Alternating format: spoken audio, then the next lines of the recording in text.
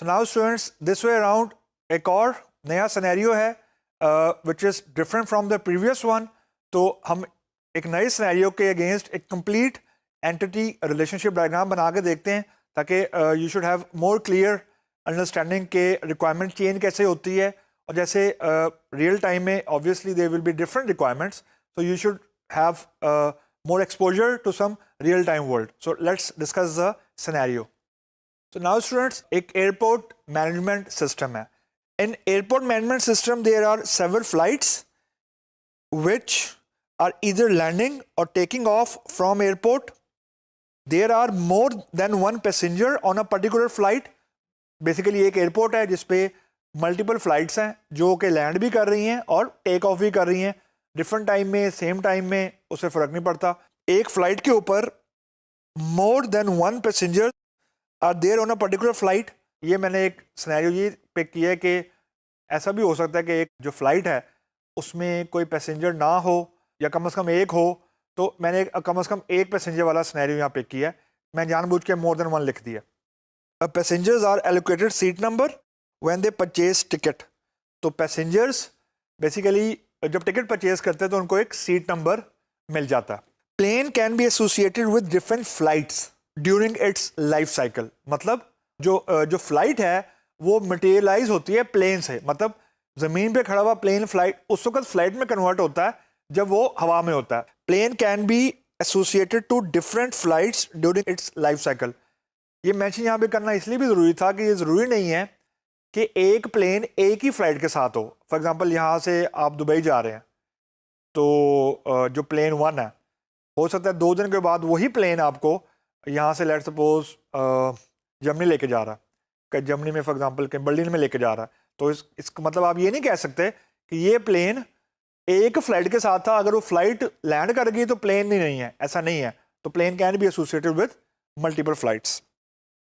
Passengers can order, ये can है अब, different meals during flight and details are mentioned in form of either Asian or non-Asian. ये सब मैंने sample data बताया. For example, if you are flying to some non-Muslim country तो या non-Asian country कह लें तो आपके पास ये ऑप्शन होती है अमूमन टिकट के ऊपर बताने के लिए. यानी जब आप टिकट परचेज करते हैं कि are you interested in Asian meal, यानी आप एशियन खाना खाना चाहते हैं लाइक देसी फूड, तो आप ये बता सकते हैं. उसके बाद airport is manage by a manager. तो एक एयरपोर्ट का एक ही मैनेजर होगा और एक मैनेजर एक ही एयरपोर्ट को मैनेज कर रहा होगा आइडियल सिनेरियो में. तो ये हमारा एक थोड़ा सा एलेबोरेटेड सिनेरियो है.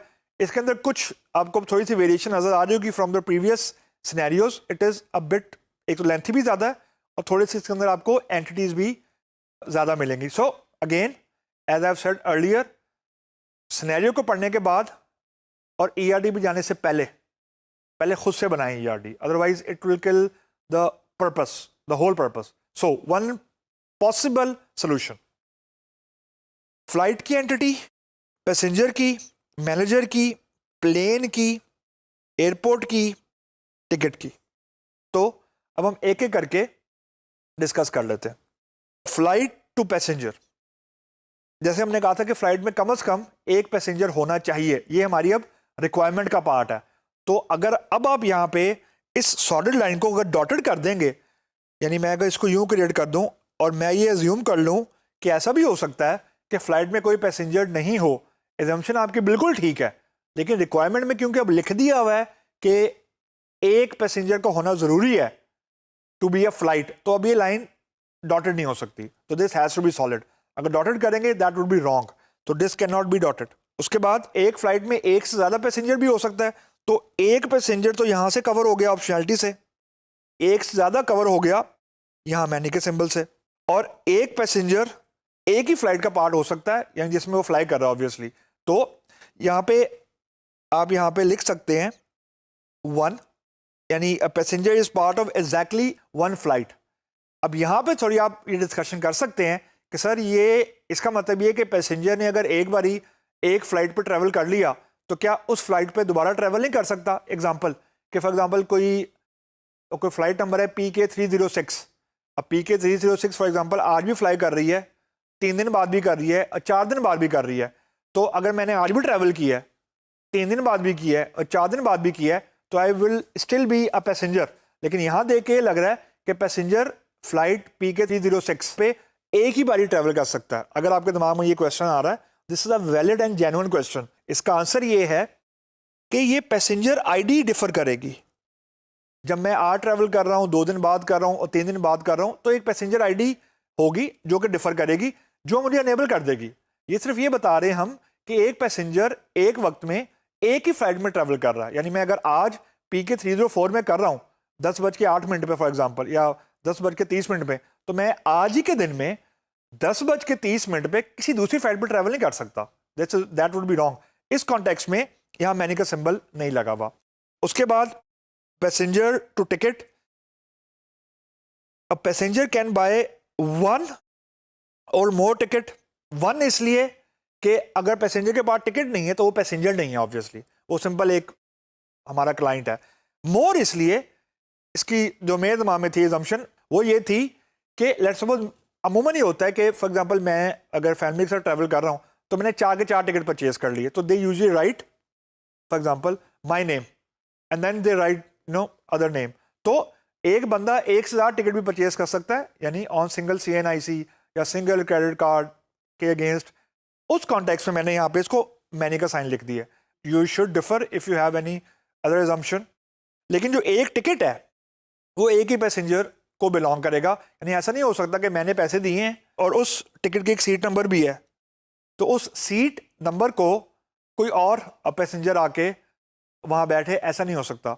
अब यहाँ पे एक पॉइंट जो हमने एंड में लिखा था ना कि मील ऑर्डर कर सकते हैं और सीट नंबर, एक जो अमूमन मुझे फील होता है जो कन्फ्यूजन कि seat number is not an entity, ये एक एट्रीब्यूट है टिकट की। लाइकवाइज जो मील है यानी दिस वन, ये एंटिटी नहीं है, यानी सिनेरियो में लिखी हुई हर चीज एंटिटी नहीं है। जानबूझ के मैंने एट्रीब्यूट्स भी लिखे हैं ताकि थोड़ा सा कॉन्सेप्चुअली समझ आ जाए। तो ये एंटिटी टिकट है, सीट नंबर और मील उसके एट्रीब्यूट्स हैं। Moving forward, airport. One airport can have 0 और मोर फ्लाइट्स टेक ऑफ भी कर रही हैं, लैंड ऑफ भी कर रही हैं। इसका कतल मतलब ये नहीं कि अगर एयरपोर्ट पे कोई फ्लाइट टेक ऑफ भी नहीं कर रही और लैंड भी नहीं कर रही तो वो एयरपोर्ट नहीं है। इस डॉटेड का मतलब है कि वो एयरपोर्ट है उस वक्त। अगर मैं इसको सॉलिड कर दूंगा ना तो हम ये कह रहे होंगे कि वो एयरपोर्ट ही नहीं है जिसपे हर वक्त कोई फ्लाइट लैंड या टेक ऑफ नहीं कर रही। और मल्टीपल इसलिए कि एक से ज्यादा फ्लाइट भी टेक ऑफ या लैंड कर सकती हैं, लेकिन यहाँ सॉलिड लाइन नहीं आ सकती। Just be very very conscious. Flight to plane, ये थोड़ा सा ट्रिकी है और यहाँ पे आपका आंसर वेरी करना चाहिए। फ्लाइट बिलोंग टू 1 और मोर प्लेन, बिल्कुल वैसी एग्जांपल कि PK307 लेट सपोज आज उसको प्लेन फ्लाई कर रहा है बोइंग फॉर एग्जांपल, कल को कोई दूसरा बोइंग का ही नंबर है या कोई और कंपनी है वो उसको फ्लाई, यानी किसी और कंपनी का जो प्लेन है वो फ्लाइट से अटैच हो गया, तो फ्लाइट नंबर से वेरी नहीं करता। यानी आप ये नहीं कह सकते कि बोइंग ही सिर्फ 307 को लेके जाएगा या सेस्ना 6 सीटर लेके जाएगा, ऐसा नहीं है। तो flight number is independent of plane, यानी एक फ्लाइट मल्टीपल प्लेन के साथ भी अटैच हो सकती है। और जो एक प्लेन है लाइकवाइज एक प्लेन मल्टीपल फ्लाइट के साथ भी अटैच हो सकता है। यानी आप ये नहीं कह सकते यानी 307 हमेशा 6 सीटर के साथ जाएगा, ऐसा नहीं है। तो इस कॉन्टेक्स्ट में ये मैनी टू मैनी है। अब ERD में मैनी टू मैनी को रिजॉल्व करना है इनटू थर्ड एंटिटी और नॉट, ये आपका अपना डिसीजन है। लेकिन ERD में मैनी टू मैनी शो कर सकते हैं जैसे हमने शो किया हुआ है। अगर इसको आप स्प्लिट भी कर देंगे एक तीसरी एंटिटी बना के, लाइक इंटरसेक्शन एंटिटी, यानी यहीं पे अगर आप एक तीसरी एंटिटी बना दें जिसका नाम आप F_P रख दें, that will also be correct. तो आई वोंट माइंड, तो आप अलग से बना दें या एक ही रखें, it will not have any impact. उसके बाद last entity manager, it is purely 1-to-1। One airport will have exactly 1 manager, इसकी ऑप्शनैलिटी 1 है और कार्डिनलिटी भी 1 है, and 1 manager manages exactly 1 airport. तो it is a very rare relationship but it is there. अब यहाँ पे आपको कुछ एट्रीब्यूट नजर आ रहे होंगे इंटरेस्टिंगली एयरपोर्ट के। एयरपोर्ट नेम है, कैपेसिटी है, एनुअल ट्रैफिक है।